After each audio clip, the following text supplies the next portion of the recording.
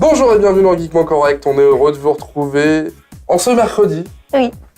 Ça va, tu m'en veux pas trop pour hier? Non, ça va. Ça va?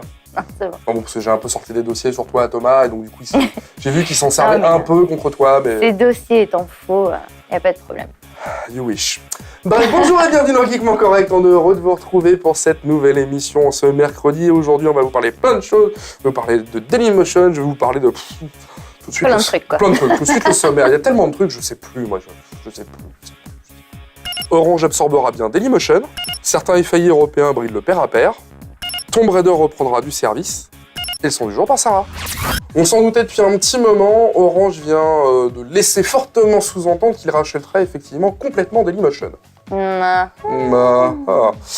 pour rappel, Orange avait pris une participation à hauteur de 49% dans Dailymotion, histoire de compléter son offre donc de vidéo à la demande, et avait quasiment en même temps pris une grosse participation, voire peut-être la totalité, je ne sais plus, de Deezer, et qui d'ailleurs l'avait packagé complètement dans ses offres avec des téléphones, oui, etc. Vrai.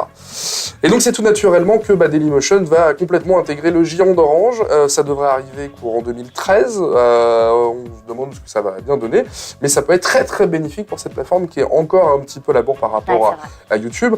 Mais on rappelle quand même que c'est une plateforme francophone qui marche très très bien, qui existe depuis 2005, et Cocorico, on en est assez fiers. Voilà, d'ailleurs, on publie Geekement Correct régulièrement chez eux, et on les remercie, ça se passe super bien. Donc voilà, donc c'était la petite news du jour, voilà, c'était histoire d'être rapide. Voilà. Ok, bon bah voilà, c'est tout alors. J'ai hâte de voir ce que ça va donner, pour le coup, il y a peut-être des choses à faire. On verra ça l'année prochaine.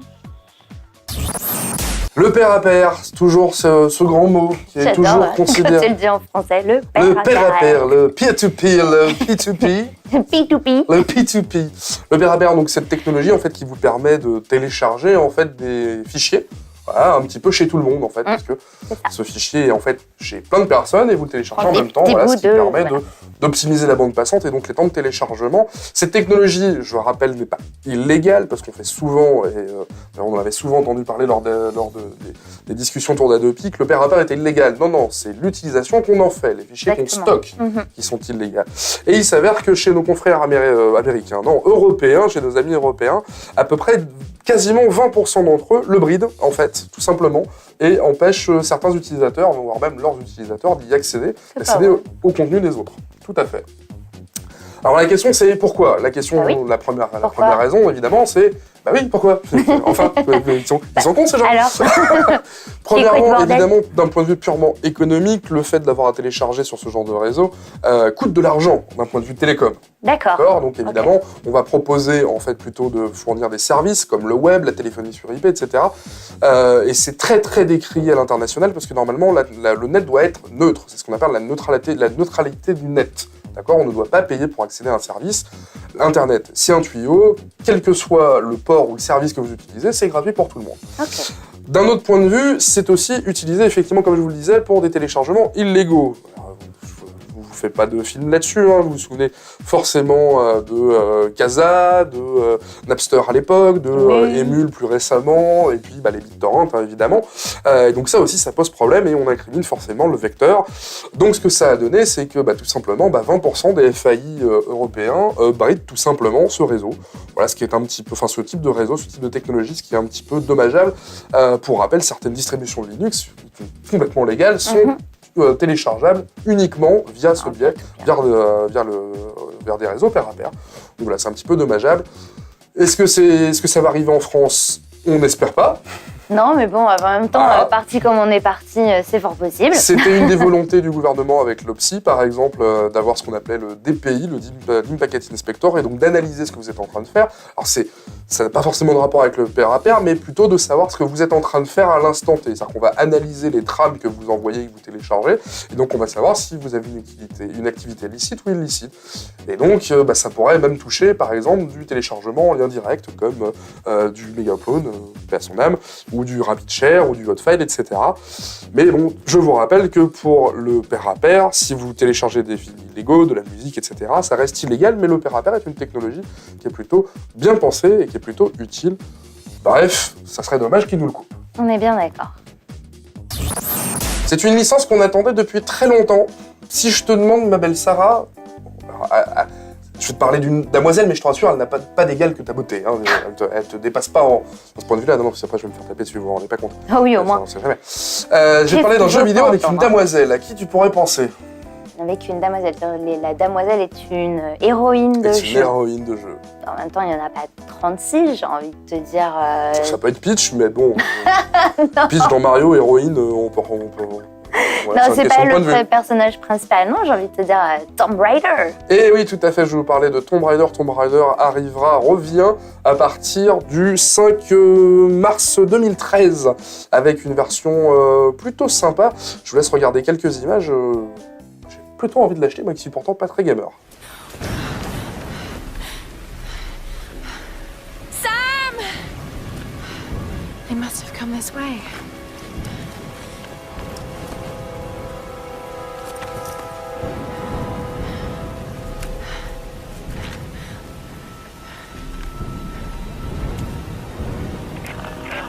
Sam? Roth? Can anyone hear me? I've got to find them. Okay.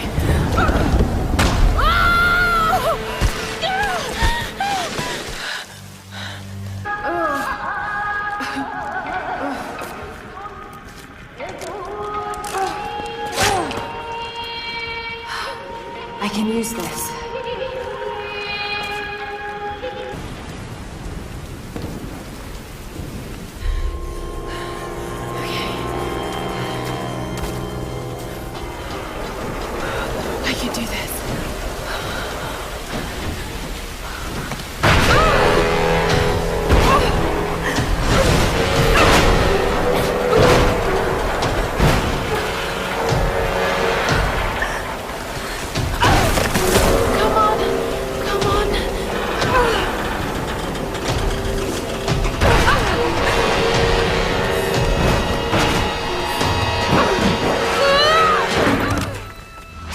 T'as vu? C'est plutôt bien fait. Ouais, alors moi j'ai jamais été fan, hein. Tomb Raider. Bah, forcément, une nana ultra bien gaulée. Non, c'est pas à cause de ça, je m'en fous, au contraire.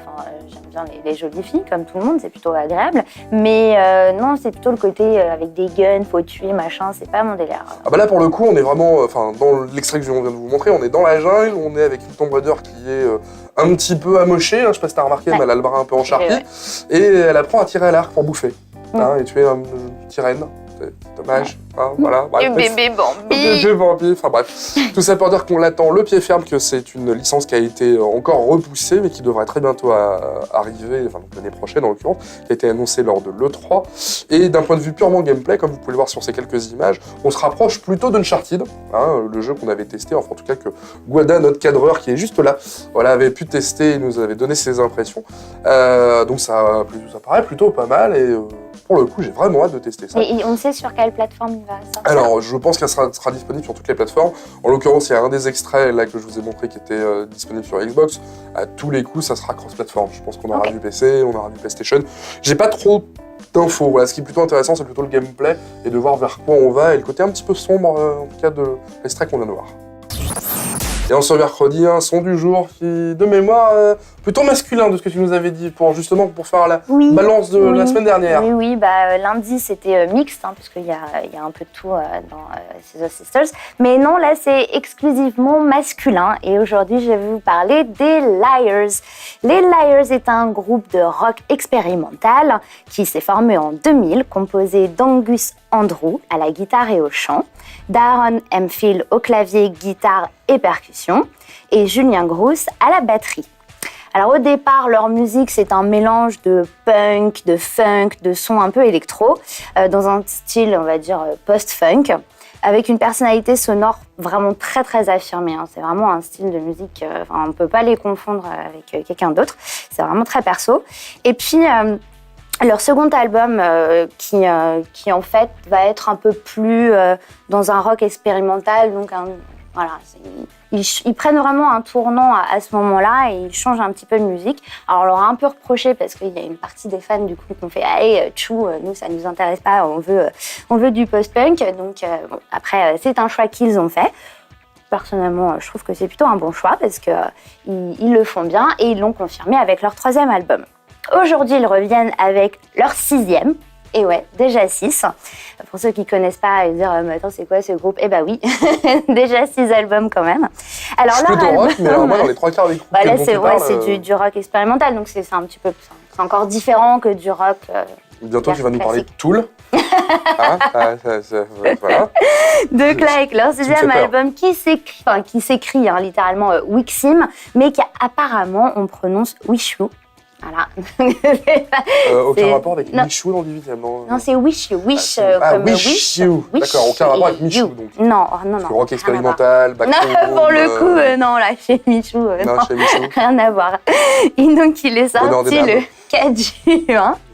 Et là, pour le coup, il est un peu plus électro, il est sur une tête plus électro. D'ailleurs, je vous propose d'en écouter un petit extrait. C'est le premier extrait de cet album qui s'appelle Number One Against Rush was released. Non, Number One Against Rush, voilà, c'est tout. Elle en perd son lettre.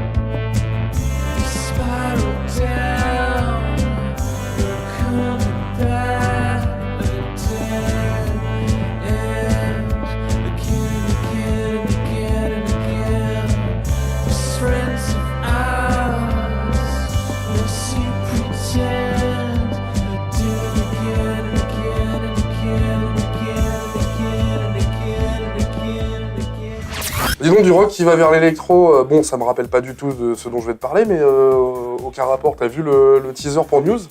Non, mais moi je suis pas très fan de Muse en fait. Ouais. Bah ouais, je sais. J'aime bien 2-3 chansons comme ça, mais voilà, c'est pas, je suis pas en mode. Ouais, finis ta pige, on va en parler. Tu iras chercher ton check à la compta. Ouais, attends, t'es pénible avec ça. Sachez-le, je fais ça bénévolement, je ne suis pas payée. Elle me prend trop cher. Ça me coûte trop cher toutes les semaines. L'histoire du chèque, c'est pipeau quoi. Bref, finis ta pige. Donc eux, ils étaient en concert au nouveau Casino de Paris le 7 juin et ils sont actuellement en tournée. Très bonne date. Aux États-Unis. Ouais, très bonne date. Et voilà, et on ne sait pas quand est-ce qu'ils reviennent en France encore, mais certainement bientôt. Donc à suivre. Voilà. Et non, merci. Pas fan tu n'aimes donc pas Muse. J'ai pas dit que j'aimais pas, j'ai dit que je n'étais pas fan. D'accord, voilà, donc l'année prochaine, mais moi perso, changer de chroniqueuse musique. Sur ces bonnes paroles, on va vous souhaiter une très bonne journée. Merci de nous avoir suivis.